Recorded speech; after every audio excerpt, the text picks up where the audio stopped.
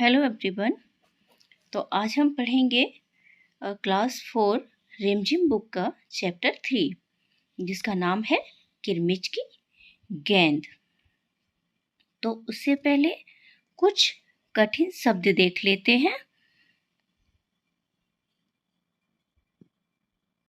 तो चलिए अब हम कुछ कठिन शब्दों के अर्थ जान लेते हैं। वस्तु मतलब चीज, धम से जोर से आवाज करके। बरामदा घर के बाहर का खुला हुआ स्थान। चिक बांस का बना पर्दा। सरका के मतलब हटा के। लू चलना मतलब उत्तर भारत में गर्मी के मौसम में चलने वाली गर्म और शुष्क हवा को लू कहते हैं। तपना गर्म होना। क्यारी छोटी छोटी मेड़ों से घिरे हुए बेस्थान जिसमें फसल तथा पौधे लगाए जाते हैं। अगला है निशानी, पहचान करने के लिए कोई निशान। सिद्ध किसी काम का पूरा होना। अवसर मौका। चतुर बुद्धिमान होशियार। हथियाना अपने हाथ में करना, दूसरों की चीज पर जबरन कब्जा करना, अपने अधिकार में कर लेना, धोखे से लेना। रुआ से होते हुए, रोने के जैसे होते हुए। बेल जमीन पर बढ़ने वाले पौधे। वृक्ष पेड़। आरंभ शुरू। तिमंजली 3 मंजिल वाली इमारत। छत की मुंडेर छत की दीवार का ऊपर उठा हुआ भाग।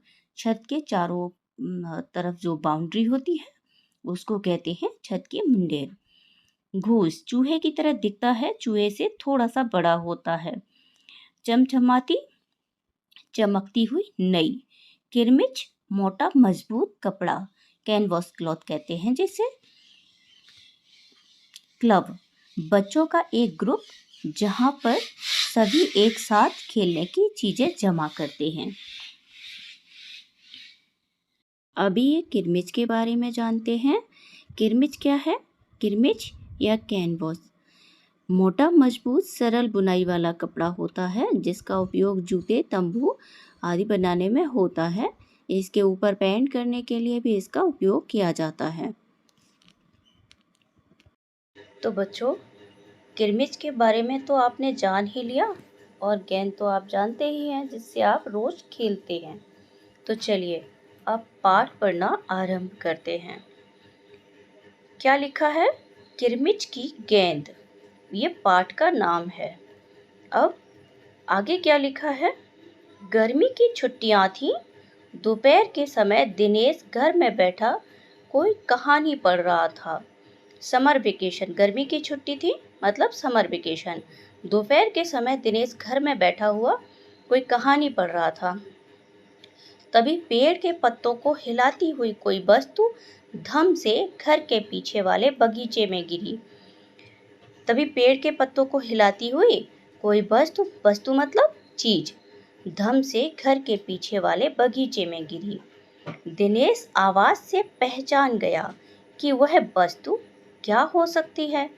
दिनेश ना आवाज से पहचान गया कि वह वस्तु क्या हो सकती है। वह एकदम से उठकर बरामदे की चिक सरकाकर बगीचे की ओर भागा। वह एकदम से उठा और बरामदे की चिक सरकाकर बगीचे की ओर भागा। अब ये चिक क्या है? चिक बांस की बनी हुई बांस का बना हुआ पर्दा होता है जो घरों को ठंडा रखने में मददगार होता है। चलिए आगे बढ़ते हैं। अरे अरे बेटा, कहाँ जा रहा है? बाहर लू चल रही है। अब ये लू क्या है? जो मई जून के महीने में गर्म हवाएं चलती हैं उसको लू कहते हैं। दिनेश की माँ मशीन चलाते चलाते एकदम जोर से बोली। दिनेश की माँ मशीन चलाते चलाते जोर से बोली, पीछे से चिल्लाई, अरे अरे बेटा, कहाँ जा रहा है? बाहर बहुत तेज लू चल रही है मतलब गर्म हवाएं चल रही हैं। परंतु दिनेश रुका नहीं। पर दिनेश रुका ही नहीं, उसने पैरों में चप्पल भी नहीं पहनी थी। जून का महीना था। धरती तवे की तरह तप रही थी। धरती मतलब जमीन, तवे की तवे की तरह तप रही थी, मतलब बहुत तेज गर्म थी। पर दिनेश को पैरों के जलने की भी चिंता नहीं थी। वह जहाँ से आवाज़ आई उसी ओर भाग चला। दिनेश को पैरों के जलने की बिल्कुल भी चिंता नहीं थी। जिस ओर से आवाज़ आई उसी ओर भागा भागा चला गया। सामने की क्यारी में भिंडियों के ऊंचे ऊंचे पौधे थे। एक ओर सीताफल की घनी बेल फैली हुई थी। अब ये सीताफल क्या है? सीताफल मतलब कद्दू, पंपकिन। क्यारियों के चारों ओर हरे हरे केले के वृक्ष लहरा रहे थे। अब ये वृक्ष क्या है?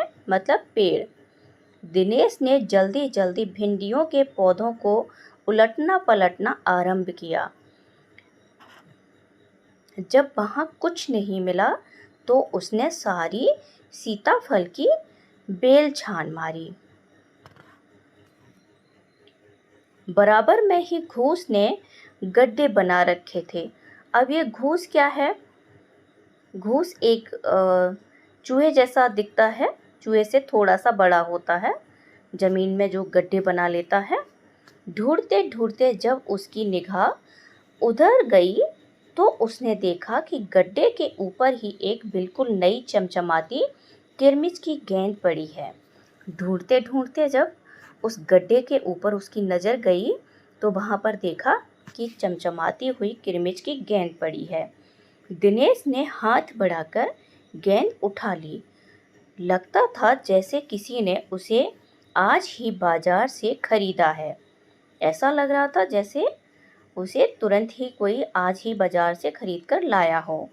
उसने उसे उलट पलट कर देखा, परंतु कुछ भी समझ में नहीं आया। वो उस गेंद को हाथ में पकड़ता है और उलट पुलट कर देखता है, पर उसकी कुछ समझ में नहीं आया। नज़र उठाकर उसने पास की तिमंजिली इमारत की ओर देखा। नज़र उठाकर उसने पास की तिमंजिली इमारत की ओर देखा। तिमंजिली मतलब 3 मंजिल की इमारत। हो सकता है कि बच्चे ने इसे ऊपर से फेंका हो, परंतु उस इमारत के इस ओर खुलने वाले सभी दरवाजे और खिड़कियां बंद थे। उस इमारत के जो खिड़की दरवाजे खुल रहे थे इस ओर वाले, वो सारे बंद थे। छत की मुंडेर से लेकर नीचे तक तेज धूप चिलचिला रही थी। अब ये छत की मुंडेर क्या है? छत के आसपास जो दीवार होती है उस पे जो बाउंड्री होती है उठी हुई, उसको मुंडेर कहते हैं। तेज धूप चिलचिला रही थी, मतलब धूप बहुत तेज थी और ज़मीन तप रही थी। बहुत तेज टेम्परेचर हो रखा था, बहुत ज़्यादा टेम्परेचर था। उसको कहते हैं चिलचिलाती धूप। मई जून के महीने में बहुत ज़्यादा गर्मी होती है, ज़मीन बहुत गर्म हो जाती है, दीवारें बहुत गर्म हो जाती हैं। चलिए आगे बढ़ते हैं। फिर कौन खरीद सकता है नई गेंद? दिनेश ने सुधीर, अनिल, अरविंद, आनंद, दीपक सभी के नाम मन में दोहराए। उसने अपने सारे दोस्तों के नाम अपने मन में दोहराए। यदि गेंद खरीदी भी है तो इस दोपहरी में इसे नीचे कौन फेंक सकता है?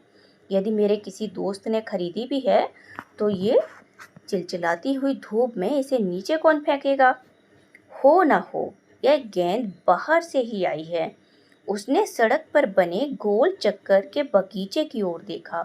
सड़क पर जो गोल चक्कर बना होता है उसके बगीचे की तरफ देखा, परंतु वहां पर केवल 2-4 गाय ही दिखाई पड़ी जो पेड़ों के नीचे सुस्ता रही थीं। वहां 2-4 गाय बैठी हुई थीं और वो सुस्ता रही थीं, मतलब सो रही थीं।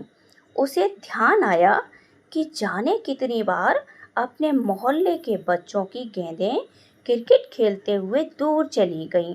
मोहल्ला मतलब उसके घर का इलाका, और फिर कभी नहीं मिली। एक बार तो एक गेंद एक चलते हुए ट्रक में भी जा पड़ी।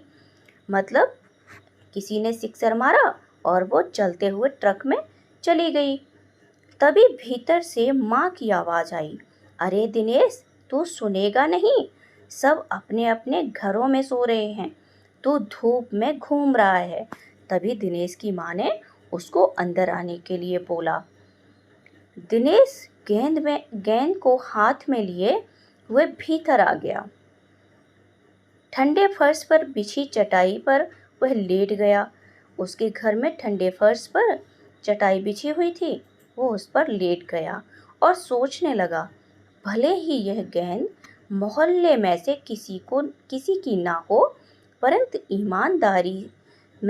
ईमानदारी इसी में है कि एक बार सबसे पूछ लिया जाए। गर्मी की छुट्टियां थीं। बच्चों ने खेलने की सुविधा को ध्यान में रखते हुए एक क्लब बनाया हुआ था। शाम को वहाँ पर वो सब इकट्ठे होते थे। उस क्लब में सभी बच्चों के लिए बल्ले थे और गेंद खरीदने के लिए वे आपस में क्लब का चंदा देकर पैसे इकट्ठा कर लेते थे। शाम को सारे बच्चे इकट्ठे हुए। दिनेश ने सभी से पूछा, मुझे एक गेंद मिली है। शाम को जब सारे बच्चे इकट्ठे हुए तो दिनेश ने सारे दोस्तों से पूछा, मुझे एक गेंद मिली है। अगर तुम में से किसी की गेंद खो गई हो तो वह गेंद की पहचान बताकर गेंद मुझसे ले सकता है। सारे बच्चों से पूछने लगा कि अगर तुम लोगों की किसी की गेंद खोई है तो तुम लोग मुझे पहचान बताओ तो मैं तुम्हें गेंद दे दूंगा। तभी अनिल बोला, गेंद तो मेरी खोई है। तभी अनिल नाम का बच्चा बोला, गेंद तो मेरी खोई है। कब खोई तेरी गेंद? ऐसा दिनेश ने बोला। यही कोई 4 महीने पहले, ऐसा अनिल ने बोला। तो यह गेंद तेरी नहीं है, दिनेश ने कहा, जिस बच्चे को बॉल मिली थी। फिर वह मेरी होगी, सुधीर ने तुरंत उस पर अपना अधिकार जताते हुए बोला। अभी दूसरा दोस्त सुधीर है, उसने अपना अधिकार जताना शुरू कर दिया। अधिकार जताना मतलब हक जताना। वह कैसे? दिनेश ने पूछा। तू मुझे गेंद दिखा दे, मैं अपनी निशानी बता दूंगा। वाह, यह कैसे हो सकता है? दिनेश बोला। गेंद देखकर निशानी बताना कौन सा कठिन है, बिना देखे बता, तब जानूं। तभी ऊपर से दीपक उतर आया। दीपक अपना मतलब सिद्ध करने तथा अवसर पड़ने पर सभी को मित्र बना लेने में काफी चतुर था। गेंद की बात सुनकर दीपक बोला, गेंद मेरी है। अब ये जो दीपक नाम का बच्चा था, ये काफ़ी शातिर दिमाग का था, काफ़ी तेज दिमाग का था। ये अपना मतलब हल करने में काफ़ी माहिर था। कैसे तेरी है? सभी ने एक साथ पूछा। अब वो दीपक नाम के बच्चे से सभी दोस्तों ने एक साथ पूछा। कल ही तो तू कह रहा था कि इस बार तेरे पापा तुझे गेंद लाने के लिए पैसे नहीं दे रहे हैं। मेरी गेंद तो 5 महीने पहले खोई थी, दीपक ने कहा। जब बड़े भैया की शादी हुई थी ना, तभी सुनील ने मेरी गेंद छत पर से नीचे फेंक दी थी। दिनेश अच्छी तरह जानता था कि यह गेंद दीपक की नहीं है। जिस बच्चे को गेंद मिली थी वो बच्चा अच्छी तरह से जानता था कि दीपक की ये गेंद नहीं है। दीपक की गेंद 5 महीने पहले खोई थी और वह कभी हो ही नहीं सकता कि गेंद 5-6 महीने पड़ी रहे और उस पर मिट्टी का एक भी दाग ना लगे। दीपक ने कहा, मैं कुछ नहीं जानता, गेंद मेरी है, वह मेरी है और सिर्फ मेरी है। अब दीपक जिद पर अड़ गया क्योंकि दीपक बहुत तेज था। अब आगे क्या लिखा है देखो। अरे जा जा, बड़ा आया गेंद वाला, क्या सबूत है कि यही गेंद नीचे फेंकी थी? अनिल ने पूछा। दीपक ने कहा, हाँ सबूत है, मुझे गेंद दिखा दो, मैं फौरन बता दूंगा। दिनेश ने देखा कि झगड़ा बढ़ रहा है। गेंद हथियाने के लिए दीपक, सुधीर और सुनील का सहारा ले रहे हैं। वह जानता था कि यदि गेंद दीपक के पास चली गई तो ये तीनों मिलकर खेलेंगे। अच्छा, मैं गेंद ला रहा हूँ, दिनेश ने बोला, परंतु जब तक पक्का सबूत नहीं मिलेगा मैं किसी को नहीं दूंगा। दिनेश ने कहा ऐसा। गेंद आ गई। दीपक उसे देखते ही बोला, यह मेरी है, यही है मेरी गेंद। यह लाल रंग का निशान मेरी ही गेंद पर था। वह सभी गेंदों पर ऐसे ही निशान होते हैं, अनिल ने दिनेश का साथ देते देते हुए कहा। दीपक ने फिर जोर लगाया, क्योंकि दीपक बहुत तेज था। मैं अपने पापा से कहलवा सकता हूँ कि गेंद मेरी है। दीपक ने फिर से जोर लगाया गेंद हथियाने के लिए और बोला कि मैं अपने पापा से कहलवा सकता हूँ कि गेंद मेरी है। अरे जा, ऐसे तो मैं अपने बड़े भाई से कहलवा सकता हूँ कि गेंद दिनेश की है, अनिल ने कहा। ये अब अनिल नाम के बच्चे ने कहा। कुछ भी हो, गेंद मेरी है, दीपक ने उसे धरती पर मारते हुए कहा। धरती पर टप्पा पड़ते हुए मेरी गेंद में से ऐसी ही आवाज आती थी। दीपक ने बोला, मेरे साथ बाजार चल, दुकानों पर जितनी गेंदें हैं सभी के टप्पे की आवाज ऐसी ही होगी। अनिल ने फिर उसकी बात काट दी। अच्छी बात है, तो मैं इसे सड़क पर फेंक दूंगा, देखूं कैसे कोई खेलेगा। दीपक ने जैसे ही गेंद को सड़क पर फेंकने के लिए हाथ उठाया कि अनिल और दिनेश ने उसे पकड़ लिया। अब दीपक ने रुआसे होते हुए अपना अंतिम हथियार आजमाया। बोला, या तो गेंद मुझे दे दो, नहीं तो मैं इसके पैसे सुनील से लूँगा। अब तो सुनील, दीपक और सुधीर का गुट मजबूत होने लगा था। तीनों का ही कहना था कि गेंद दीपक की है और उसे ही मिलनी चाहिए। दिनेश तब तक चुप था। वास्तव में दिनेश का मन उस समय सबके साथ मिलकर उस गेंद से खेलने को कर रहा था। जो दिनेश नाम का बच्चा था, उसका मन था कि उस बॉल के साथ वो सब खेलें। अब चुप भी रहो, झगड़ा बाद में कर लेंगे, अपने अपने बल्ले ले आओ, पहले खेल लें। 5 मिनट के भीतर ही खेल आरंभ हो गया मतलब शुरू हो गया। दिनेश बल्लेबाजी कर रहा था। अभी 2-4 बार ही खेला था कि वह चमकदार नई गेंद एकदम जोर से उछली और दरवाजा पार कर सड़क पर जाते हुए स्कूटर में बनी सामान रखने की जालीदार टोकरी में जा गिरी। स्कूटर के आगे जालीदार जो टोकरी होती है, उसमें वो जा गिरी। स्कूटर वाले को शायद पता भी नहीं चला। उसे कैसे पता चलता, क्योंकि वो स्कूटर वाला तेजी से आगे की तरफ देखकर स्कूटर चला रहा था। तेजी से चलते हुए स्कूटर के साथ गेंद भी चली गई। स्कूटर बहुत तेज था और वो उसकी टोकरी में गिरी हुई गेंद भी उसके साथ चली गई। बच्चे पहले तो चिल्लाते हुए स्कूटर के पीछे भागे, परंतु जल्दी ही सब रुक गए। वे समझ गए थे कि स्कूटर के पीछे भागना बेकार है।